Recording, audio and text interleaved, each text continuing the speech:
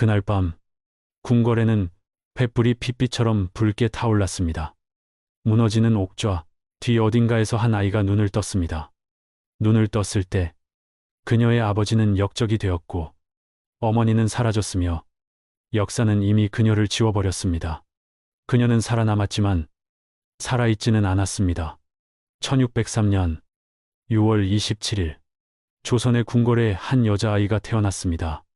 선조의 14번째 딸이자 임모광우가 낳은 첫 번째 정녀였습니다. 아버지 선조는 이미 52살이었고 어머니 임모광우는 19살이었습니다. 그 아이의 이름은 정명공주였습니다.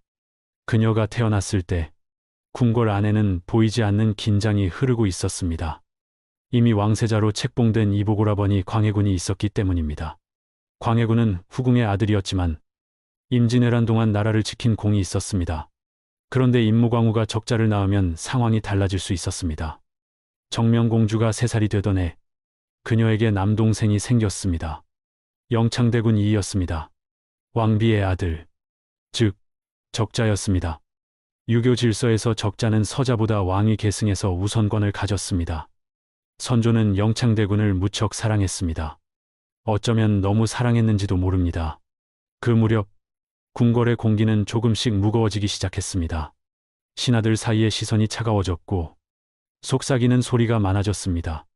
대북파와 소북파로 나뉜 신하들은 각자의 입장을 굳혔습니다. 광해군을 지지하는 대북파, 영창대군을 지지하는 소북파. 정치는 점점 날카로운 칼날 위를 걷고 있었습니다. 하지만 어린 정명공주는 그런 것들을 알지 못했습니다. 그녀의 세상은 작았지만 완벽했습니다. 촛불이 따뜻하게 타오르는 처소에서, 어머니의 품에서, 아버지의 무릎 위에서 그녀는 웃고 놀았습니다. 동생 영창대군과 함께 나무 인형을 가지고 놀던 날들이 있었습니다. 그 시절 그녀는 자신이 공주라는 것의 의미를 몰랐습니다. 단지 사랑받는 아이였을 뿐입니다. 1608년 3월 16일 선조가 승하했습니다. 광해군이 왕위에 올랐습니다. 정명공주는 5살이었고 영창대군은 겨우 2살이었습니다. 처음에는 모든 것이 평온해 보였습니다. 광해군은 전쟁으로 황폐해진 나라를 재건하기 위해 애썼습니다. 창덕궁을 비롯한 궁궐들을 다시 지었고 토지 제도를 개혁했습니다. 백성들을 위한 정책을 펼쳤습니다. 하지만 궁궐 안의 공기는 점점 더 차가워졌습니다. 1613년 개축년 대북파가 움직이기 시작했습니다. 영창대군을 위협으로 여긴 그들은 음모를 꾸몄습니다. 임모광우의 아버지 김제남이 영모를 꾀했다는 죄목을 씌웠습니다. 실제로 영모가 있었는지는 아무도 몰랐습니다. 중요한 것은 그들에게 명분이 필요했다는 것입니다. 김제남은 사약을 받았습니다. 임모광우의 오빠들도 처형되었습니다. 그리고 7살 난 영창대군은 강화도 교동으로 유배되었습니다. 정명공주는 10살이었습니다. 그녀는 외할아버지와 외삼촌들이 죽는 것을 보았습니다. 동생이 끌려가는 것을 보았습니다. 그날 밤의 기억은 평생 그녀를 따라다녔을 것입니다. 어머니, 임모광우가 영창대군을 품에 안고 놓아주지 않으려 했던 모습, 궁녀들의 울음소리, 무장들이 들이닥치는 소리, 그리고 침묵. 영창대군이 강화도로 떠나면서 2명의 궁녀가 함께 갔습니다. 실록에 따르면 어린 대군이 새 옷에 얼룩이 있는 것을 보고 물었다고 합니다. 궁녀들은 대답했습니다. 이것은 대비마마께서 눈물을 흘리신 자국입니다. 광해군은 그 궁녀들마저 잡아들였습니다. 어머니의 슬픔을 전하는 것조차 금지되었습니다. 1614년 3월 19일 영창대군이 죽었습니다. 8살이었습니다. 실록은 여러 가지 이야기를 전합니다. 어떤 기록은 강화부사 정왕이 방바닥에 불을 지펴 대군이 앉거나 눕지 못하게 했다고 합니다. 어린 대군은 창살을 붙잡고 서서 밤낮으로 울다가 기력이 다해 쓰러졌다고 합니다. 다른 기록은 음식에 잿물을 타서 먹였고 사흘 만에 죽었다고 합니다. 강화도 사람들은 이 이야기를 할 때마다 눈물을 흘렸다고 합니다. 정명공주는 11살이었습니다. 동생이 죽었다는 소식을 들었을 때 그녀는 무엇을 느꼈을까요? 역사는 그녀의 목소리를 기록하지 않았습니다. 단지 그녀가 계속 살아있었다는 사실만을 전할 뿐입니다. 1618년 임모광우가 폐위되었습니다. 왕비의 자리에서 쫓겨나 서궁에 유폐되었습니다. 정명공주도 함께였습니다. 15살의 소녀는 어머니와 함께 갇혔습니다. 공주의 칭호를 빼앗겼습니다. 그들을 시중들던 궁녀들의 수는 해마다 줄어들었습니다. 배신, 이탈, 죽음, 서궁은 점점 더 고립되어 갔습니다. 그 시절에 대해 정명공주 자신은 아무것도 말하지 않았습니다. 하지만 어머니 임모광우는 유폐된 동안 일기를 썼습니다. 개축일기라고 불리는 그 기록은 나중에 발견되어 조선 궁중문학의 하나가 되었습니다. 그 속에는 한 어머니의 슬픔과 분노, 그리고 살아남기 위한 몸부림이 담겨 있었습니다. 정명공주는 서궁에서 무엇을 했을까요? 창밖을 바라보았을까요? 한때 자신이 뛰놀던 궁궐의 다른 건물들을, 이제는 갈 수 없는 곳들을, 어쩌면 동생을 생각했을지도 모릅니다. 강화도에서 창살을 붙잡고 울던 어린 동생을, 다시는 볼 수 없게 된 동생을. 세월이 흘렀습니다. 밖에서는 세상이 움직이고 있었습니다. 광해군의 정책들이 계속되었고 정치적 갈등도 계속되었습니다. 하지만 서궁 안의 시간은 멈춰 있는 것 같았습니다. 1623년 3월 13일 반정이 일어났습니다. 인조가 군사를 일으켜 광해군을 폐위시켰습니다. 광해군은 왕좌에서 쫓겨나 강화도로 유배되었습니다. 그가 한때 동생을 보냈던 바로 그곳으로 임모광우는 대왕대비로 복위되었습니다. 정명공주도 다시 공주의 지위를 되찾았습니다. 서궁의 문이 열렸고 그들은 창덕궁으로 돌아왔습니다. 임모광우는 다시 아들을 잃은 슬픔을 안고 살았지만 적어도 딸은 곁에 있었습니다. 그러나 정명공주에게는 새로운 문제가 있었습니다. 그녀는 이미 20살이었습니다. 조선시대의 20살은 홍기를 한참 넘긴 나이였습니다. 다른 공주들은 보통 15살 전후에 결혼했습니다. 정명공주의 결혼이 늦어진 이유는 분명했습니다. 광해군 치세 동안 서궁에 갇혀 있었기 때문입니다. 어쩌면 임모광우가 딸마저 궁 밖으로 보내고 싶지 않았을지도 모릅니다. 한번 밖으로 나가면 무슨 일이 벌어질지 알 수 없는 시절이었으니까요. 조정에서는 서둘러 정명공주의 혼처를 정해야 했습니다. 하지만 같은 나이의 남자를 찾기는 어려웠습니다. 결국 공주보다 3살 어린 남자를 간택했습니다. 1606년생 홍주원이었습니다. 풍산 홍씨 가문의 자제였습니다. 홍주원은 이미 약혼한 여인이 있었다고 합니다. 하지만 공주와의 혼인을 위해 그 약혼을 파기해야 했습니다.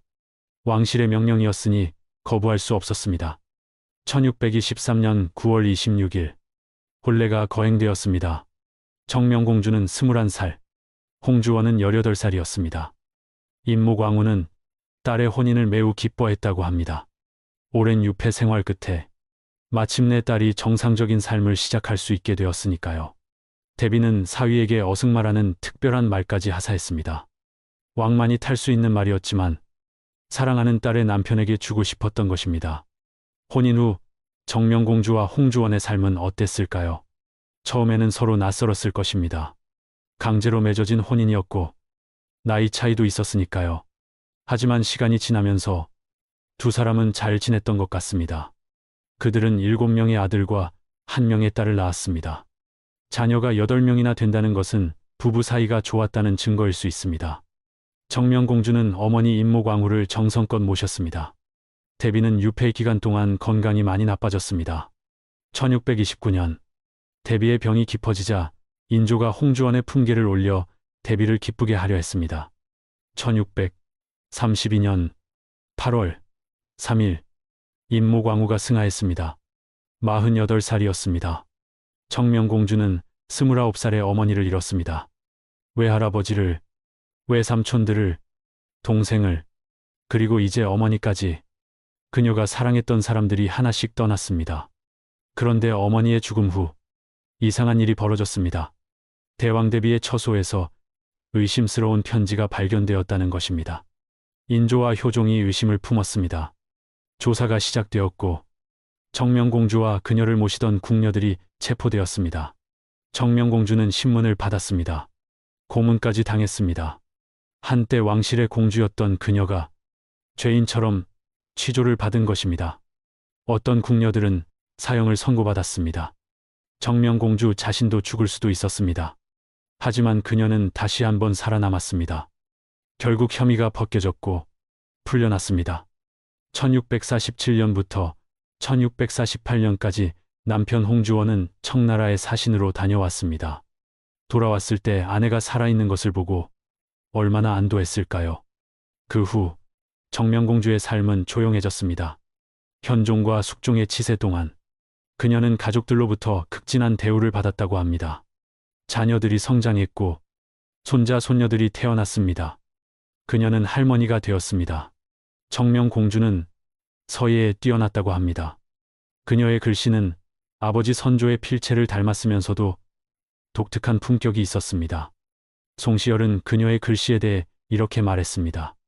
선조대왕의 필체를 본받았으되 웅장하고 강건하며 규방의 기운이 없다.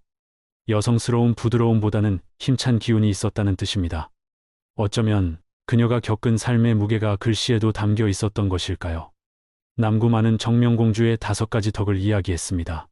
고귀함, 겸손함, 예의 바름, 존경스러움, 그리고 덕성. 그녀는 고난을 겪었지만 품위를 잃지 않았고 왕실의 일원으로서 도리를 다했습니다. 1672년 11월 3일 남편 홍주원이 죽었습니다. 정명공주는 69살이었습니다. 그녀는 남편보다 13년을 더 살았습니다. 세월은 계속 흘렀습니다. 정명공주는 아버지 선조의 시대부터 광해군, 인조, 효종, 현종, 그리고 숙종까지 6명의 왕을 보았습니다. 그녀보다 오래 산 조선의 공주는 없었습니다. 1685년 9월 8일 정명공주가 세상을 떠났습니다. 82세였습니다. 그녀는 남편의 무덤 근처에 묻혔습니다. 정명공주의 후손들은 번창했습니다. 그녀의 맏아들 홍만용의 후손 중에는 해경궁 홍씨가 있습니다.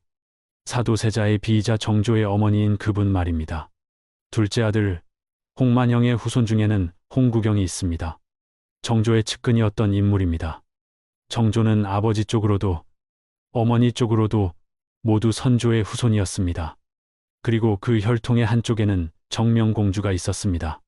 고종의 형인 흥친왕의 첫 번째 부인도 정명공주의 8대손이었습니다. 그녀의 혈통은 조선 왕실 곳곳으로 퍼져나갔습니다. 어쩌면 그것이 그녀가 남긴 가장 큰 유산일지도 모릅니다. 살아남았고 자손을 낳았고 그 자손들이 또 살아남았습니다. 하지만 정명공주의 삶을 되돌아볼 때 우리는 무엇을 봅니까? 한 사람이 견뎌낸 고난의 무게를 봅니다. 5살의 아버지를 잃었습니다. 10살의 외할아버지와 외삼촌들이 처형되는 것을 보았습니다. 11살의 8살, 난 동생이 죽었습니다. 15살의 어머니와 함께 유폐되었습니다. 공주의 신분을 빼앗겼습니다. 5년 동안 서궁에 갇혀 지냈습니다. 20살에 세상으로 나왔지만 잃어버린 시간은 돌아오지 않았습니다. 혼기를 놓쳤고 강제 혼인을 해야 했습니다. 29의 어머니를 잃었습니다. 그리고 40대에 또다시 고문을 받았습니다. 정명공주가 한 말이 기록에 남아있지 않습니다. 그녀가 무엇을 느꼈는지, 무엇을 원했는지 우리는 알 수 없습니다. 역사는 그녀에 대해 이렇게만 말합니다. 1603년에 태어났고 1618년에 폐위되었으며 1623년에 복위되었고 1685년에 죽었다고. 하지만 그 간결한 기록 뒤에는 한 사람의 인생이 있습니다. 웃음이 있었고 눈물이 있었을 것입니다. 희망이 있었고 절망이 있었을 것입니다. 사랑했던 사람들이 있었고 그들을 잃은 슬픔이 있었을 것입니다. 어쩌면 정명공주는 서궁에 갇혀 있을 때 창밖을 바라보며 생각했을지도 모릅니다. 한때 자신이 뛰놀던 궁궐의 정원을, 동생과 함께 웃었던 날들을, 이제는 돌아갈 수 없는 시간들을. 어쩌면 그녀는 밤마다 꿈을 꾸었을지도 모릅니다. 동생 영창대군이 강화도에서 창살을 붙잡고 서서 울던 모습을, 어머니를 한 번만 보고 싶다고 하늘에 빌었다는 그 어린 동생을. 그리고 아침이 오면 그녀는 눈물을 닦고 하루를 시작했을 것입니다. 왜냐하면 살아야 했으니까요. 정명공주는 무엇을 위해 살았을까요? 복수를 위해서였을까요? 아니면 단지 살아남기 위해서였을까요? 어쩌면 그녀는 죽은 사람들을 기억하기 위해 살았을지도 모릅니다. 외할아버지를, 외삼촌들을, 동생을, 어머니를, 누군가는 그들을 기억해야 했습니다. 송시열이 말한 그녀의 5가지 덕 중에서 가장 중요한 것은 무엇이었을까요? 고귀함도 아니고 겸손함도 아니었을 것입니다. 아마도 덕성이었을 것입니다. 그 모든 고난 속에서도 사람다움을 잃지 않은 것. 미워할 만도 했지만 미움에 잠식되지 않은 것. 그것이 진정한 덕성이 아니었을까요? 정명공주의 글씨에 규방의 기운이 없었다고 했습니다. 부드러운 여성스러움 대신 강건한 힘이 있었다고 했습니다.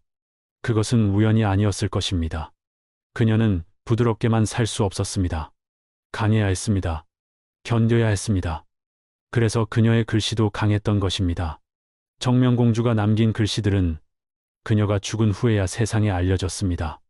막내 아들 홍만회가 어머니의 작품이 사라질까 두려워 베껴서 여러 탁본을 만들어 친척들에게 나누어 주었기 때문입니다. 아들은 어머니의 흔적이 지워지는 것을 원하지 않았습니다. 그래서 그것들을 보존했습니다. 이것은 상징적입니다. 정명공주의 삶 자체가 지워질 뻔했습니다. 공주의 칭호를 빼앗겼고 서궁에 갇혔고 역사의 주변부로 밀려났습니다. 하지만 완전히 지워지지는 않았습니다. 살아남았고 기억되었고 기록되었습니다. 오늘날 우리가 정명공주를 기억하는 이유는 무엇일까요? 그녀가 위대한 업적을 남겨서일까요?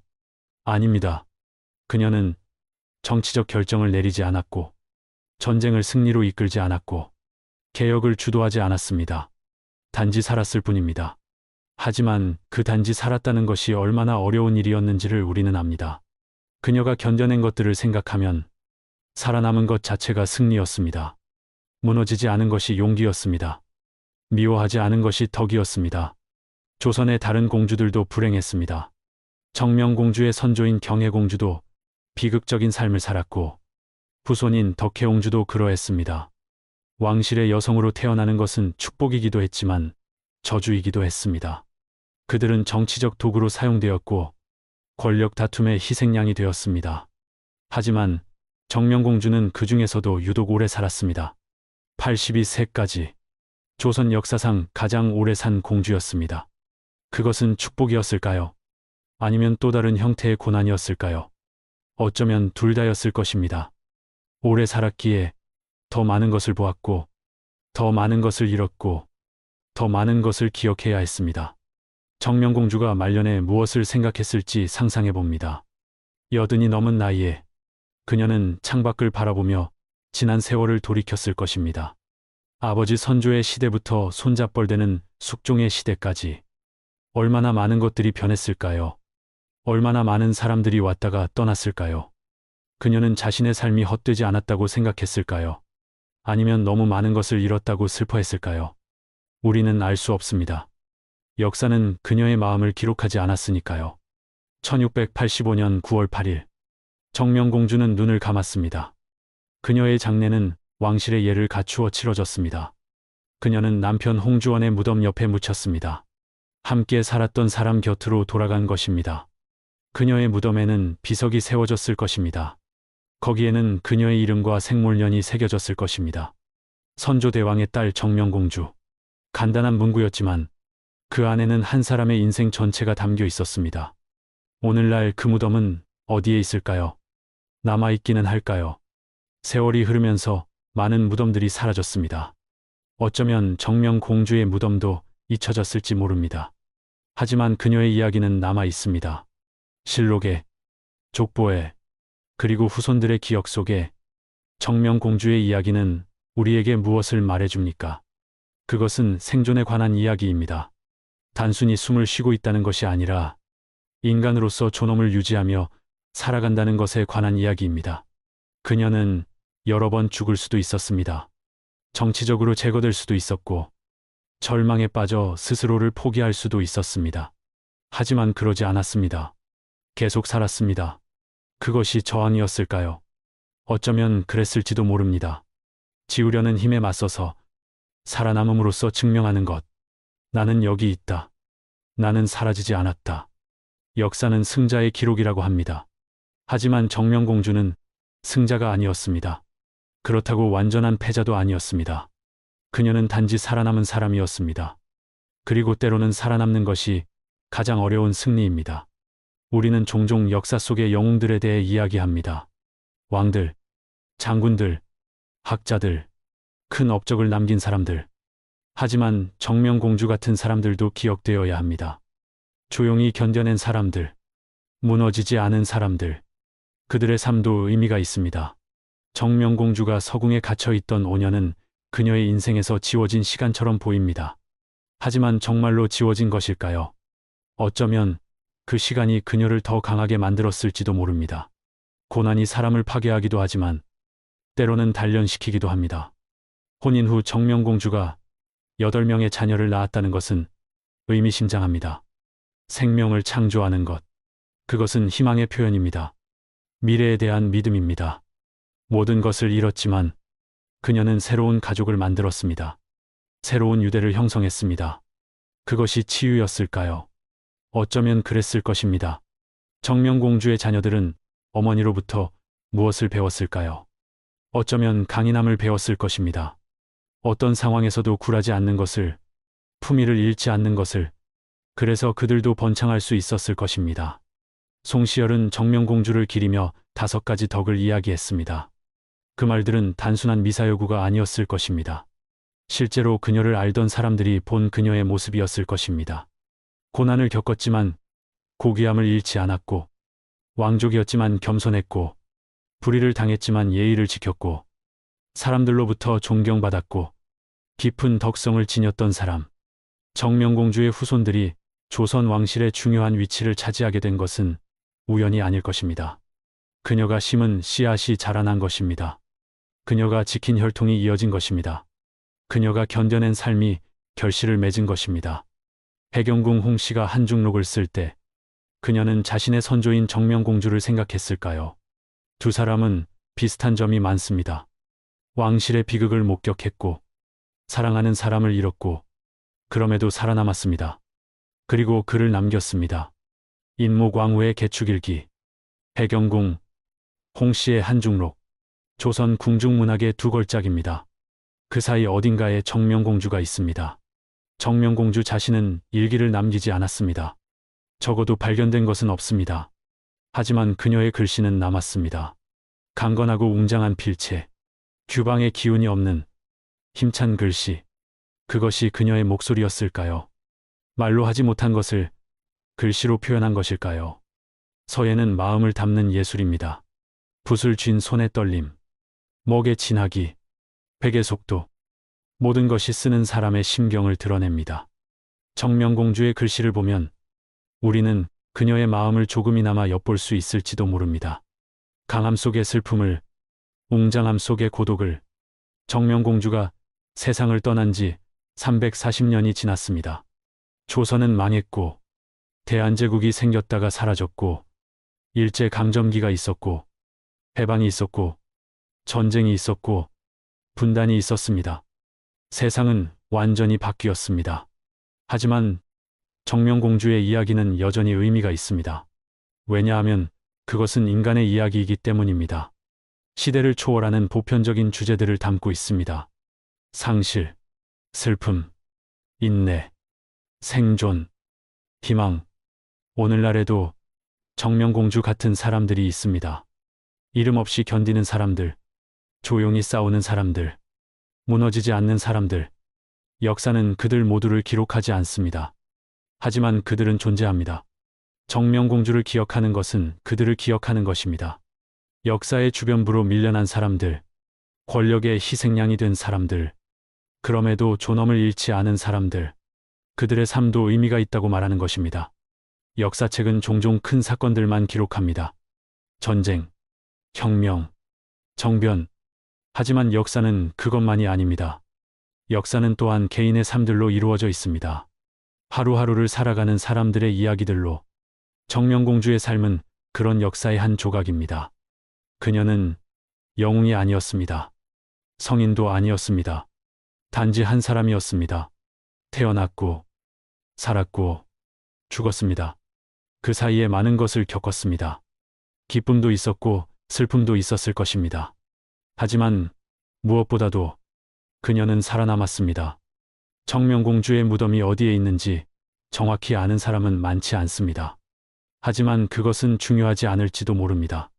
진정한 기념비는 돌에 새겨진 것이 아니라 기억 속에 있는 것이니까요. 그리고 우리가 그녀를 기억하는 한, 그녀는 사라지지 않습니다. 오늘 우리가 정명공주의 이야기를 듣는 것은 우연이 아닙니다. 340년이라는 시간을 건너 그녀의 삶이 우리에게 도달한 것입니다. 역사는 흐르지만 어떤 이야기들은 남습니다. 왜냐하면 그것들이 여전히 필요하기 때문입니다. 정명공주의 이야기가 우리에게 필요한 이유는 무엇일까요? 그것은 우리에게 희망을 주기 때문입니다. 아무리 어려운 상황에서도 살아남을 수 있다는 것을, 무너지지 않을 수 있다는 것을, 존엄을 지킬 수 있다는 것을, 그리고 그것은 우리에게 책임을 일깨우기 때문입니다. 기억할 책임, 정명공주 같은 사람들을 잊지 않을 책임, 역사의 주변부에 있는 목소리들의 귀 기울일 책임. 역사는 단지 과거가 아닙니다. 역사는 현재와 대화하는 과거입니다. 정명공주의 삶은 400년 전에 끝났지만 그 의미는 지금도 계속되고 있습니다. 우리가 그 이야기를 듣고 생각하고 느끼는 한, 어쩌면 이것이 진정한 불멸입니다. 육체는 사라지지만 이야기는 남습니다. 무덤은 잊혀지지만 기억은 전해집니다. 정명공주는 죽었지만 동시에 살아 있습니다. 우리의 기억 속에서 그녀가 서궁에서 창밖을 바라보며 무엇을 생각했든, 밤에 무슨 꿈을 꾸었든, 말년에 어떤 감정을 느꼈든 우리는 정확히 알 수 없습니다. 역사는 그녀의 내면을 기록하지 않았으니까요. 하지만 우리는 상상할 수 있습니다. 공감할 수 있습니다. 그리고 그것이면 충분합니다. 왜냐하면 역사란 결국 인간에 대한 이해이기 때문입니다. 과거의 사람들도 우리와 같은 인간이었다는 것을 기억하는 것이기 때문입니다. 정명공주, 1603년부터 1685년까지 82년의 생애, 6명의 왕을 본 공주, 조선에서 가장 오래 산 공주. 하지만 무엇보다도 살아남은 사람, 그녀의 이야기는 끝났지만 동시에 끝나지 않았습니다. 왜냐하면 우리가 여전히 그것을 이야기하고 있기 때문입니다. 그리고 앞으로도 계속 이야기할 것입니다. 역사는 기록되지 않은 것들로 가득합니다. 침묵들, 공백들, 잊혀진 목소리들. 하지만 때때로 그 침묵 속에서 무언가가 들립니다. 귀 기울이면 들을 수 있습니다. 정명공주의 목소리는 기록되지 않았습니다. 하지만 그녀의 삶이 말합니다. 그녀의 인내가 말합니다. 그녀의 생존이 말합니다. 나는 여기 있었다. 나는 살았다. 나를 기억하라. 그리고 우리는 기억합니다. 그것이 우리가 할 수 있는 일입니다. 과거의 사람들에게 빚진 것입니다. 그들의 이야기를 듣고, 전하고, 기억하는 것. 정명공주의 이야기를 들으며 우리는 무엇을 느낍니까? 슬픔을 느낍니다. 그녀가 겪은 고난에 대한 슬픔을, 하지만 동시에 경의를 느낍니다. 그녀가 보여준 강인함에 대한 경의를, 그리고 감사를 느낍니다. 그녀가 살아남아 주었다는 것에 대한 감사를. 만약 정명공주가 서궁에서 포기했다면 어떻게 되었을까요?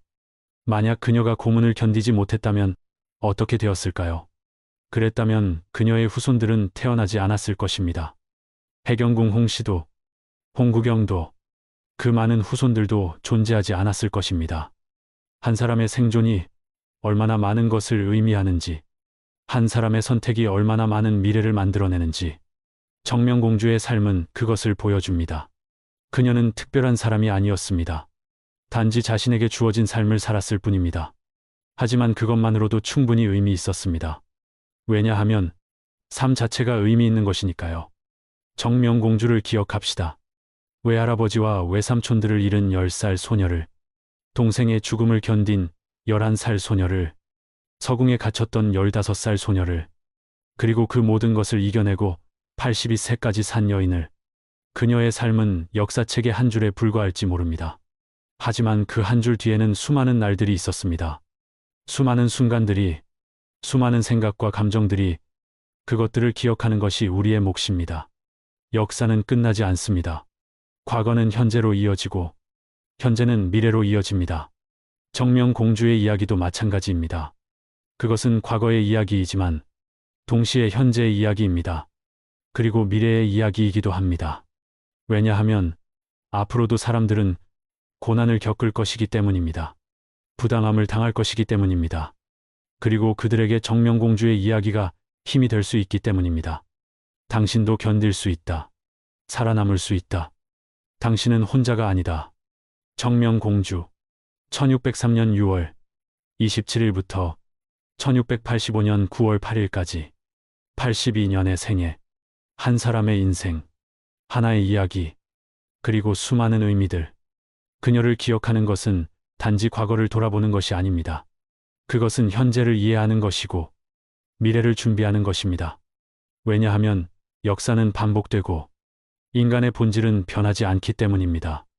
정명공주의 이야기가 당신에게 닿았기를 바랍니다. 그녀의 고난이, 그녀의 인내가, 그녀의 생존이, 그리고 당신이 그것을 기억해 주기를 바랍니다.